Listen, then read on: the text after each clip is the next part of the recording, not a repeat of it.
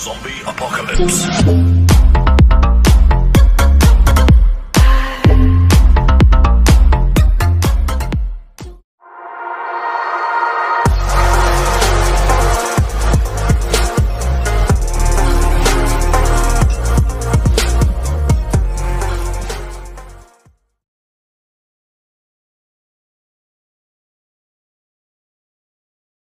Já vou logo avisando.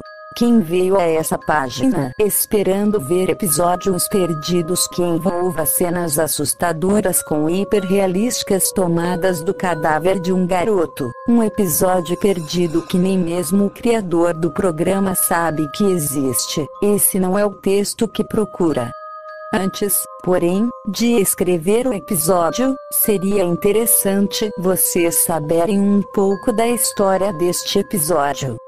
Bem, acho que vocês já devem conhecer o desenho chamado de O Incrível Mundo de Gumball, The Amazing World of Gumball, no original, um desenho bem recente do Cartoon Network. Sendo do Cartoon Network, você não espera um desenho com temas muito adultos, como são South Park, Family Guy e os Simpsons. Bem, esse é um novo Gumball. Acontece que antes de o programa ficar assim, o criador do desenho, Benny Bucklet, imaginava roteiros bem próximos ao dos desenhos citados acima. Antes de lançarem o piloto, Bucklet e a equipe reunida por ele para produzir os primeiros episódios, já haviam escrito diversos storyboards.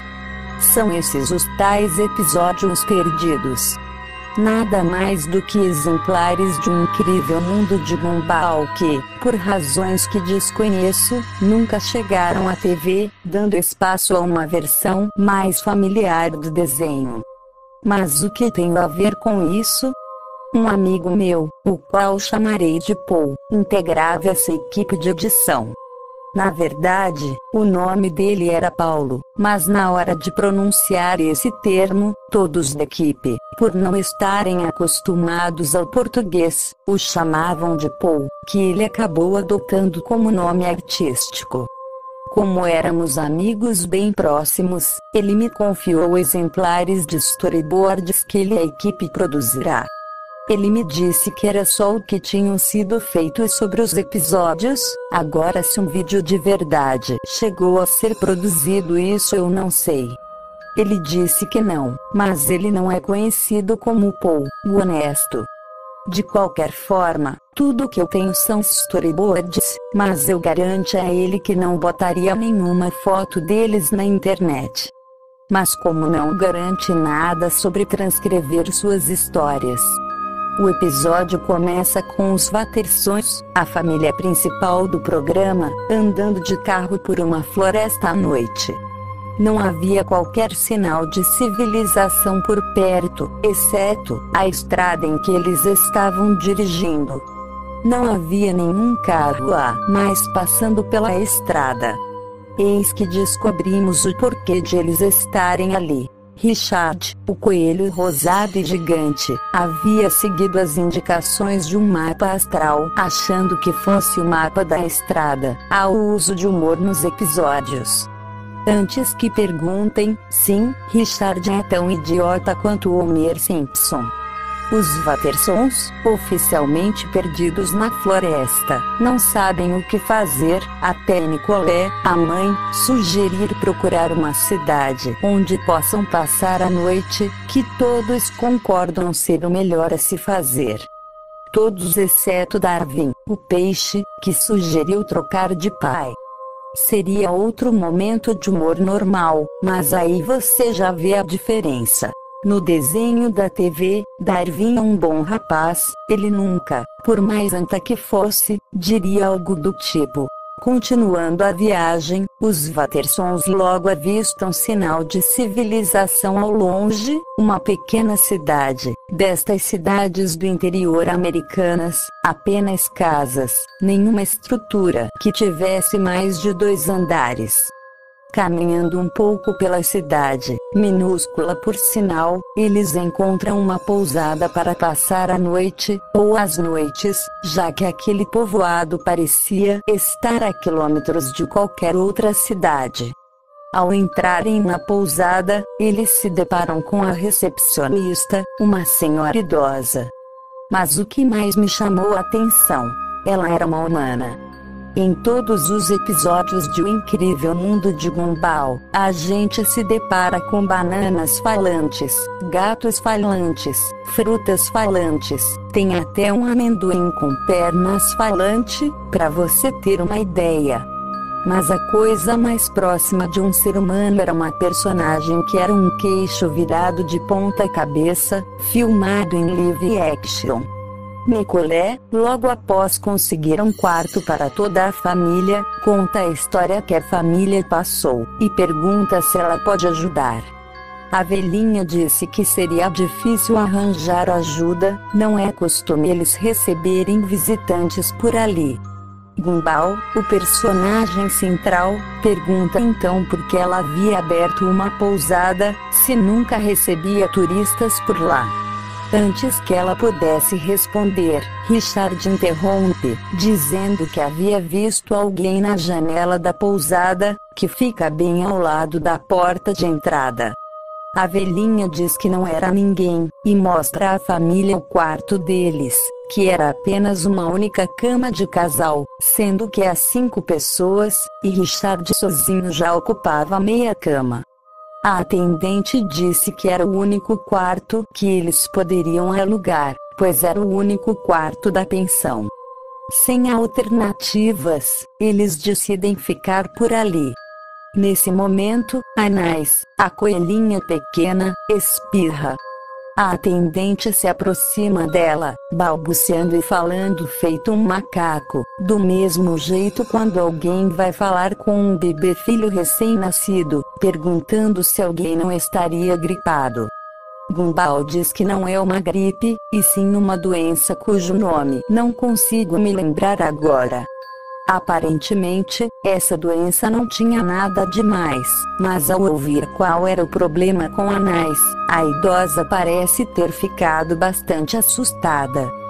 Forçando a um sorriso de que estava tudo bem, ela pergunta se eles não querem comer alguma coisa, depois de horas na estrada. Todos vão ao restaurante, exceto Anais, que estava muito cansada, e prefere ficar por lá. Na saída do quarto, a atendente pisa em cima de um tecido e pergunta o que é. Darwin fala que é o pijama da Anais, causando certo estranhamento na velha, visto que, segundo ela, até um preservativo tinha mais tecido que aquilo. Com Anais dormindo, e eventualmente espirrando no quarto, o restante da família desce até o saguão. Na verdade, o restaurante ficava no mesmo lugar do balcão de atendimentos e da porta principal. E era bem pequeno, diga-se de passagem, mas na verdade, toda a pousada era minúscula. Logo a velha chega com o prato do dia, a qual ela batizou de sopa surpresa. A cara não era das melhores, e houve certa relutância de todos em comer a sopa, e ver que surpresa ela trazia. Até que Richard finalmente toma uma colherada, e aprova a sopa. Logo, todos acabam tomando e gostando do sabor. Até que, de repente todos caem de sono. Enquanto isso, no quarto, Anais continua dormindo, quando ouve um barulho estranho. Ao se levantar, bem ali no meio do quarto, bem mal iluminado pela única janela dele, ela vê uma figura um tanto quanto difícil de se descrever. Era como se fosse uma pessoa normal, coberta por um manto preto, mas com bizarros olhos brancos. Obviamente amedrontada demais para sequer pensar em gritar, ela só gritou quando sentiu a mão da coisa tocar em sua perna.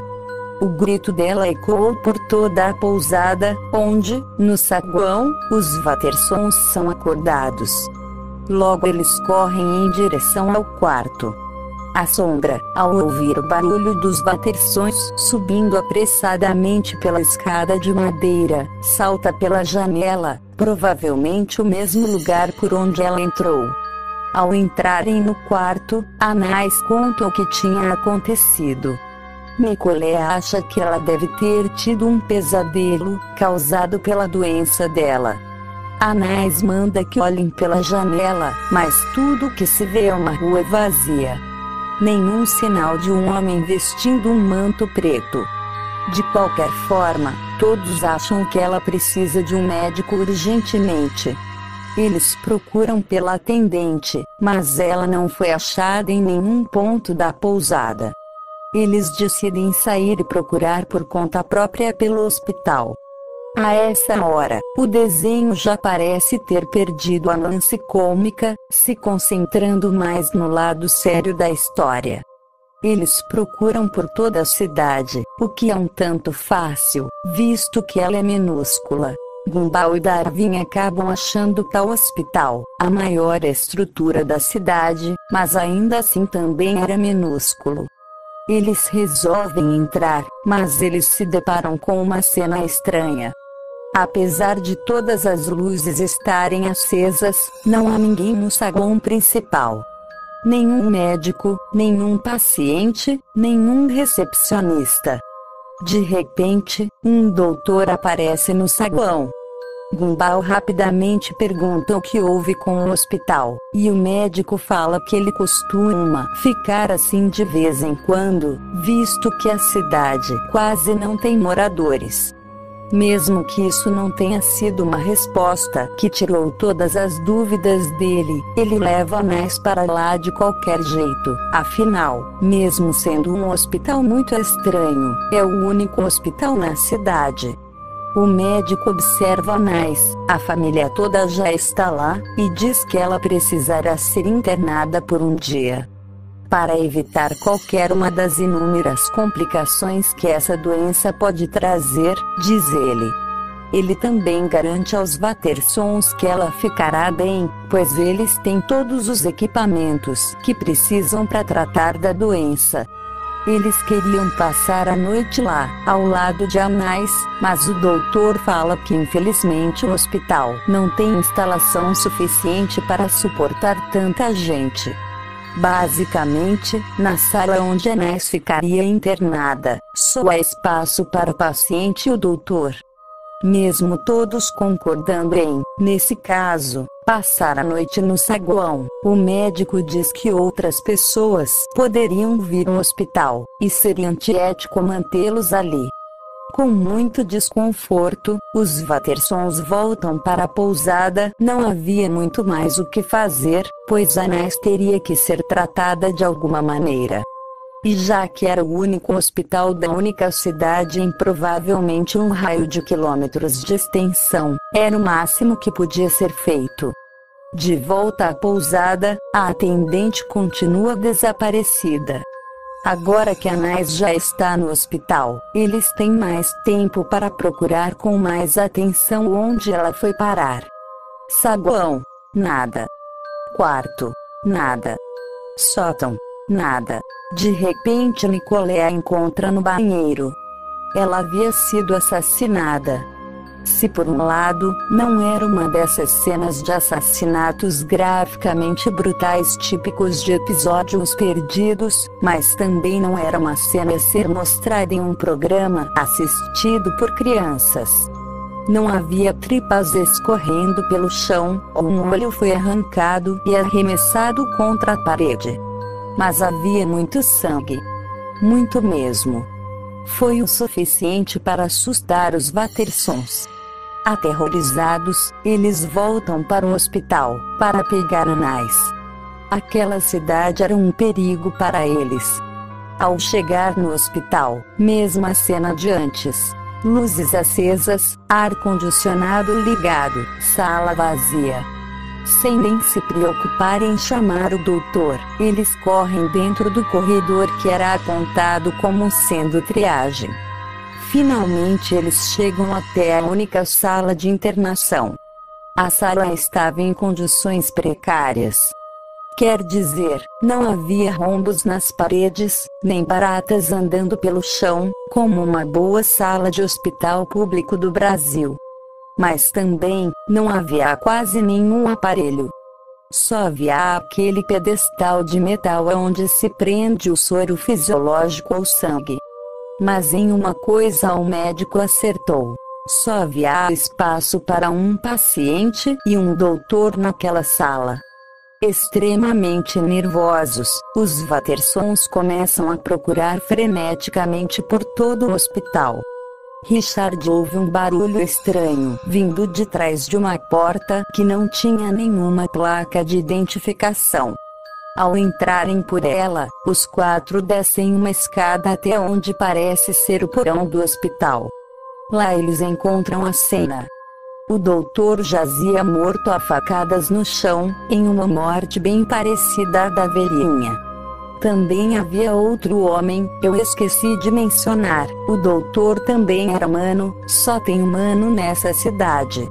A 9 não se conhecia ele, mas uma certa vestimenta que ele segurava na mão acusava aquele a quem tinha tentado raptar Anais.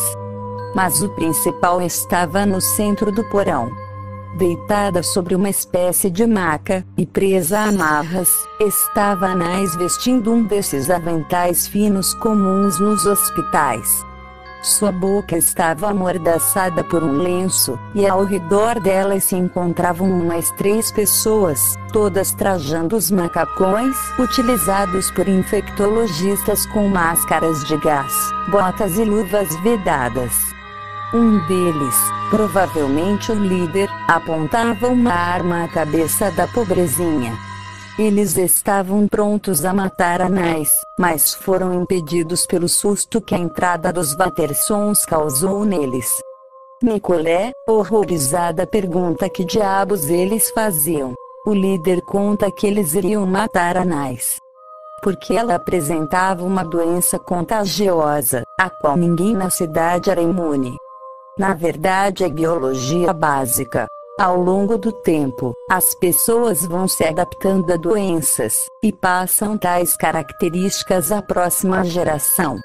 O mundo civilizado estava composto por pessoas que receberam essa característica de reconhecimento dessa doença específica e, embora ainda apresentassem sintomas, ela agiria muito mais branda. Só que falávamos do mundo civilizado, mundo com o qual aquela cidade evita contato há tempos. Portanto, aquela doença era letal para seus habitantes. E com Anais carregando o vírus por aquela cidade, todas as pessoas estavam em risco. A melhor maneira seria matar qualquer um que mantivesse contato com Anais, sem nenhuma proteção. Era o caso da velhinha, do doutor que na verdade, até sabia do plano de sequestrar Anais, mas aceitou morrer por sua cidade e do sequestrador. Os carrascos estavam vestindo macacão especial, portanto eles estavam limpos. Claro, não só Anais deveria morrer, como todos os Wattersons. Nicolé lembra a eles que estão sendo muito radicais e certamente irracionais. O líder mostra um álbum contendo fotos de todos os habitantes da cidade, crianças estão entre eles. A doença de Anais poderia matar todos eles. Segundo o líder, a vida de uma pessoa não vale a vida de tantas outras. Na verdade, faz sentido. Valia a pena salvar uma pessoa arriscando a vida de tantas outras. Com a morte de Anais, é garantido a segurança de toda uma cidade.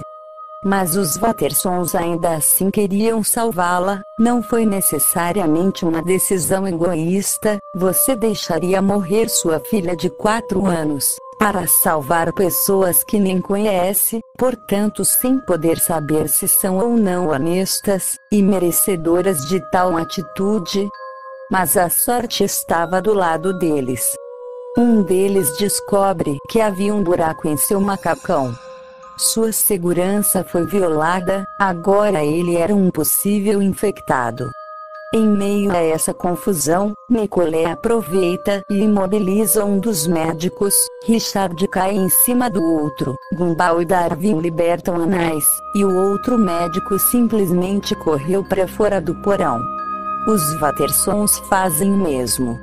Eles vão até o carro deles, que ainda tinha combustível, nem pegam as coisas dentro da pousada, e dão no pé. Eventualmente eles chegam a uma cidade, de verdade dessa vez. Animados pelo inferno finalmente ter acabado, e Anais estar de volta com eles se abraçam. Temos uma família unida, de novo. Anais, porém, não deixa de se sentir mal por quase ter tirado a vida de uma cidade inteira. No entanto, Gumball lembra ela de que todas as pessoas com quem ela entrou em contato morreram. Exceto o médico covarde, mas Darwin garante que ele iria se matar, sabendo que estava infectado. Ele faria a mesma coisa que o doutor que atendeu eles no hospital. Ele se mataria em nome de sua cidade. Anais mais uma vez abraça sua família, e assim o episódio acaba. Os créditos passariam agora. Mas havia uma anotação de uma cena que apareceria ao término dos créditos. Nesta cena, vemos a cidade. Muitas macas são vistas nas ruas, todas carregam pacientes agonizando.